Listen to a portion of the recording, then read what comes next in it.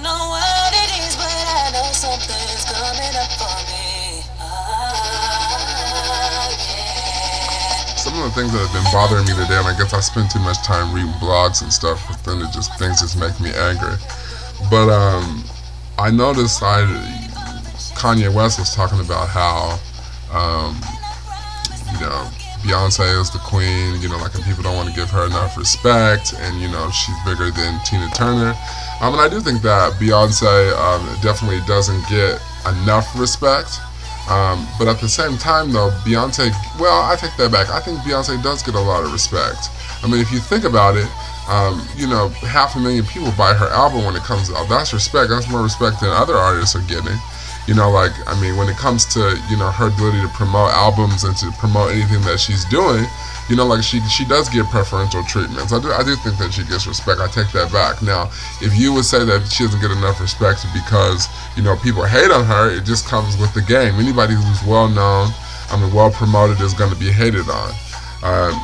But anyway, you know, as far as her being the queen, is the queen of rock and roll.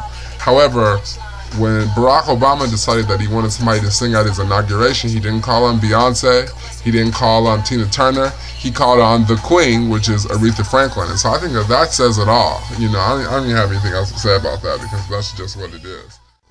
And anybody who can post on this, respond to me and tell me who has been a bigger R&B female pop artist than Mary J. Blige over the last 10 years, then I mean, look, we can argue about that. Beyonce opens up her last couple albums, she's opened up selling like a little bit over 500,000 albums. Mary J. Blige drops an album and she sells 700,000, 600,000 records in 1 week. You know, like, so yeah, maybe Beyonce is up there, but she's up there with Mary J. Blige.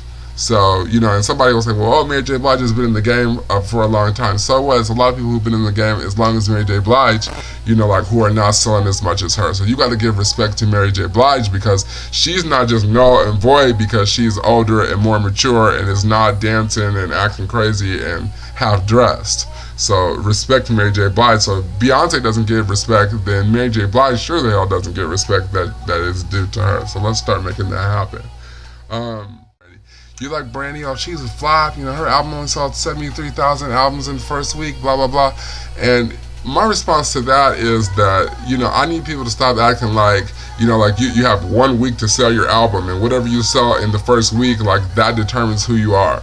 Brandy's first album, she sold like 126,000, the album, the LP Brandy, she sold 126,000 copies in the first week.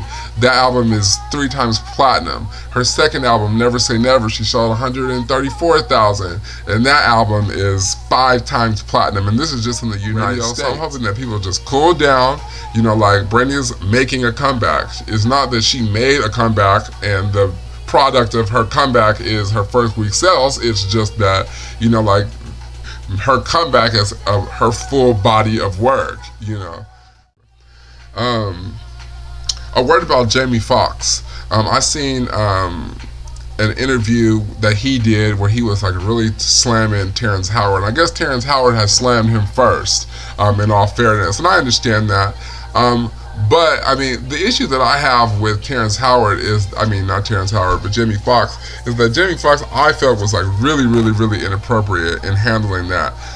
Jamie Foxx is an Oscar winner. You know, he's a very strong actor. He's an okay singer, in my opinion. I'm not head over heels for his music, but, you know, I expect him to act a little bit more mature. He's a father, you know, of a young woman, and I was just reading not too long ago, or I was on the YBF, and I seen that he was like grabbing his cack and all this kind of stuff, penis, whatever.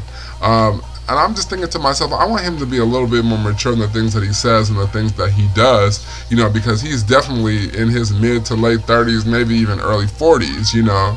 And I think that he should work to be an example. I know probably it's hard to be in the industry as an old man, you know, like trying to appeal to a younger audience. I can understand that. But I want him to be true to himself as an older gentleman, because he's not a Chris Brown or, you know, somebody like that. So he needs to set a better example for them as a black man, in my opinion. But You know, and I mean that doesn't just go for him. There's a lot of different black male artists that I think could do better. And don't anybody who knows me knows not to get me started on R. Kelly. But you know, I think we owe it to ourselves, especially now that we have a African American man who's the president of the United States. You know that it behooves all of us to do better. You know, so I mean I guess that's my message for Jamie. But yeah, that's all I have.